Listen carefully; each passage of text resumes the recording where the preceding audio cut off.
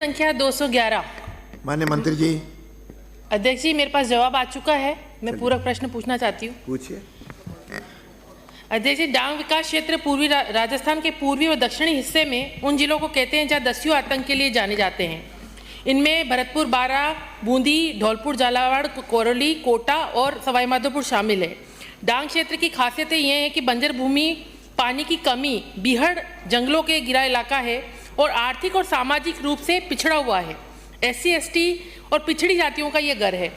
मैं राज्य सरकार से पूछना चाहती हूँ कि क्या राज्य सरकार डांग विकास योजना में बड़ौदा, बीरमपुरा, ब्रह्माद, गाजीपुर, महमदपुरा, बंदबारेठा, सिंघाड़ा, कपूरा मलुका, शेरगढ़, समोगर, पुराबाई खेड़ा, सीतपुर, हरनगर, सालाबाद, महलोनी, मिलकपुर, नारोली, नेहरोली, बडियारी, कनावर, कारवारी, लेचुरा कला, भवनपुरा, रोदावल, जोतरोली, जटमासी, नौरदा, माड़ापुरा, दौड़दा, महलपुर काछी, खानसू जयपुर, खेड़ा ठाकुर, निभेरा, मड़ोली, दाइना गांव, कंजौली, रुंद्र रुब्बास, मिल्समा, इब्राहिमपुर, शक्करपुर, नया गांव, मेरथा और चेकोरा, ओंडेल गद्दी, इन ग्राम पंचायतों को भी क्या राज्य सरकार डांग विकास योजना में सम्मिलित करने की मंशा रखती है?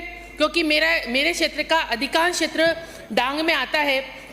तो मेरा सरकार से पहला क्वेश्चन तो ये है कि इन क्षेत्रों को डांग विकास में सम्मिलित करने की मंशा रखती है अथवा नहीं। दूसरा मेरा क्वेश्चन है कि डांग विकास योजना में आने वाले गांव, ज़्यादातर उनका क्षेत्र जो है वन विभाग और सेंचुरी में आता है, जिसके कारण वहां पर विकास के कोई भी कार्य नहीं हो पाते हैं। साथ ही जो डांग का इलाका है उसमें सैंडस्टोन का काम हमारे यहाँ पर है और डांग विकास योजना के अंतर्गत स्थायी रोजगार की बात सरकार करती है।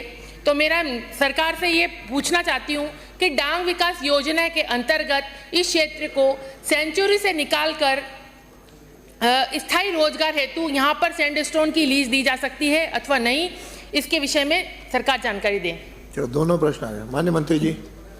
माननीय अध्यक्ष महोदय, मैं आपकी आज्ञा से डांग क्षेत्रीय विकास मंडल की बैठक 8/11/2025 को आयोजित हुई।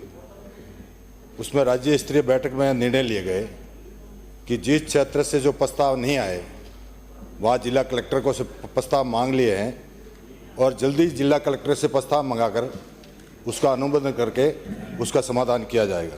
धन्यवाद। दूसरा क्वेश्चन था कि भाई फॉरेस्ट डिपार्टमेंट, वन क्षेत्र में, तो मैं आपके माध्यम से कहना चाहता हूं कि जिस तरह से फॉरेस्ट का एरिया है और माइनिंग का एरिया है, उसको देख करके हमने फॉरेस्ट से अनापत्ति पत्र लेकर के उस क्षेत्र को भी जोड़ने का कोशिश कर रहे हैं ताकि जल्दी आपका क्षेत्र जुड़ जाए। तीसरा आपका क्वेश्चन था कि भाई भरतपुर जिले में आपकी कोई स्वीकृति नहीं हुई, तो 2 सप्ताह के अंदर अंदर हमारे सम्मानीय मुख्यमंत्री जी को मैं धन्यवाद देता हूँ।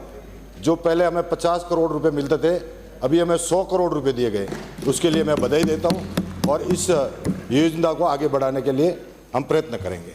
मंत्री जी का बहुत बहुत धन्यवाद।